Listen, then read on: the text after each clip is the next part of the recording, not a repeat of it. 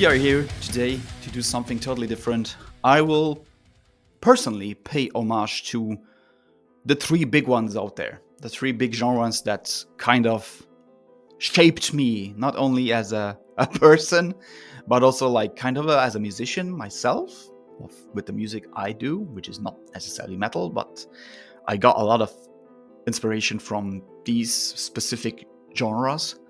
We are trying to explain today, because I'm talking a lot about shoegaze in this podcast, which is one of my favorite genres ever.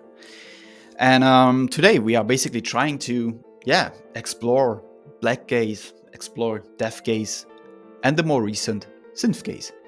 Because there has been a lot of recent records or coming up records with this specific element of ethereal textures and dreaminess and atmosphere. And if I talk about Blackgaze, Deathgaze, or Synthgaze, obviously we have to start somewhere, and we start with a brief explanation of shoegaze as a genre. Shoegaze started pretty early on in the 90s, if I remember correctly, with bands such as Slowdive, or even The Cure had some elements in there. And shoegaze basically means, gazing at your shoes. Why would you do that? Basically, guitarists back in the days, they were obsessed with overloading their guitar riffs with reverb and delay, and even more reverb and delay, and more basically a huge pedal board with a lot of different elements and effects on there. So they were more obsessed looking down at the shoes to see what they're actually pressing than focusing on the crowd. That's where the term shoegaze comes from. It's nothing complicated, basically. And again, over the last decade or so, 15 years, we got a lot of metal contributions with the mix of shoegaze. As I said, Blackgaze, Deathgaze, or Synthgaze. And if we start at the birth, basically, of Blackgaze, we have to mention one of the big four out there, which is ALCEST. ALCEST were like the godfathers of Blackgaze. They were the first ones who actually try and take the harshness and rawness of black metal and adding some atmospheric side and some more emotional layered stuff. And voila, you get ALCEST, and you got their first two records are basically the pinpoint for Blackgaze. But then again, ALCEST was not like the game changer. The game changer only in terms of key bands happened actually not too long ago, who made quite a stir in this movement, and it's basically DEAFHEAVEN with their record Sunbather, which got such a controversial response. Many people either liked it or despised it as much as possible, because it was not black metal anymore for some elitists, which is totally out of the box here. I mean, what DEAFHEAVEN did with Sunbather and what they are doing like now with their new record coming out in a few months is art, as art house kind of music. But then again, because of DEAFHEAVEN, this whole idea got sparked a bit more, and more bands are doing similar things, which is a good thing. I mean, I'll take it. What determines Blackgaze is like, again, blending harsh black metal aggression with lush atmospheric beauty, kind of. The thing is, I feel DEAFHEAVEN definitely made it more accessible to a wider audience, even though they remain pretty harsh with what they do. But they did not wear any corpse paint or whatever. They were dressed like you and me very regularly, and they don't care about their appearance. They just care about the music they play, and that is a statement on its own. Then we have obviously another big one out there, the Deathgaze daddies, the OG Deathgaze connoisseurs of KARDASHEV. KARDASHEV and whatever Deathgaze is basically death metal meets shoegaze. It's pretty easy on. It's way darker, it's more heavier. Again, a lot of death metal kind of riffs, focusing on existential dread, sometimes even cosmic horror or personal loss. I feel there's a lot of like these kinds of elements flowing into the songwriting endeavor. And KARDASHEV is also back with a new record dropping very soon. The record is called Alunea, will drop in April, and that will definitely be like a highlight for me for this year. And it's just these crushing riffs with reverb drenched interludes. I feel that's the right term. And then we have the most latest addition, a band I discovered a few years back with their first contribution, Black Widow Nebula. It's a one-man project from Bristol. And he released a record end of last year called Bastion. And Bastion of the band CAELESTRA is like, that's pretty much the definition of Synthgaze, which he randomly just curated without even knowing it. It's dreamscapes, but painted in neon colors, basically, with a ton of synthesizer elements, remaining progressively harsh and death metal-y and even black metal inspired.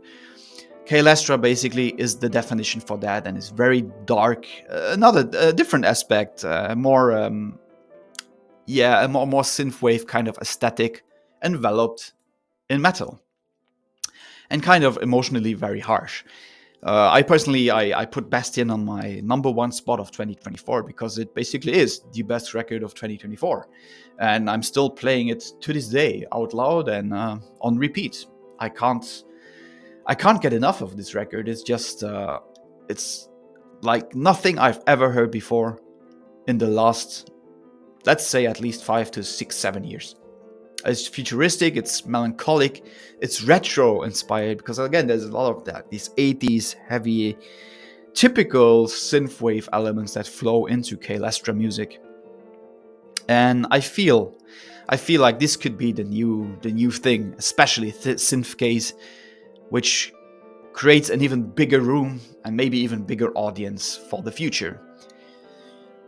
What else is there? We have the thematic parallels in all these genres I mentioned.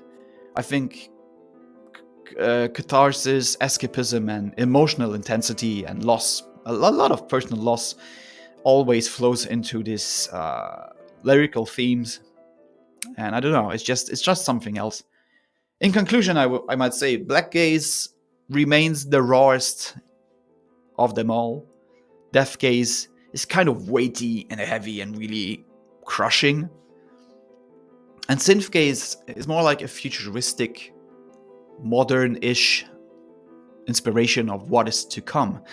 On the other hand, I mean, there's so many other bands out there that do similar kind of things. I recently just discovered Doomgaze with the band Florists, I think. I will put it in the description below. I forgot the name actually.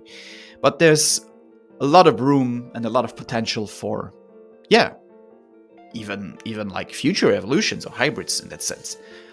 How would you feel, like, say, what would be the craziest one? Let's say that classic heavy metal would meet shoegaze, or folk metal could fuse with some shoegaze-inspired music. I don't know. It leaves up so much room and space to breathe, because I feel that's also like a key feature for any of these genres. The songs are sometimes overloaded, yes, but there's always room for some air, and that is, I feel, the main game changer for this kind of stuff. It is proggy, yes, it is extreme, it might be even like raw and harsh like black metal, but there's always space for these certain small detailed elements that makes up shoegaze, and it's almost certainly always put at the right amount of time, where the fuzziness of the guitars for some reason just turns it to this hypnotic background layer, because there's so much either reverb, delay, I don't know, it leaves up so much space, and I really cannot wait to see where this is going, because again, the recent years we have been showered in seriously good records.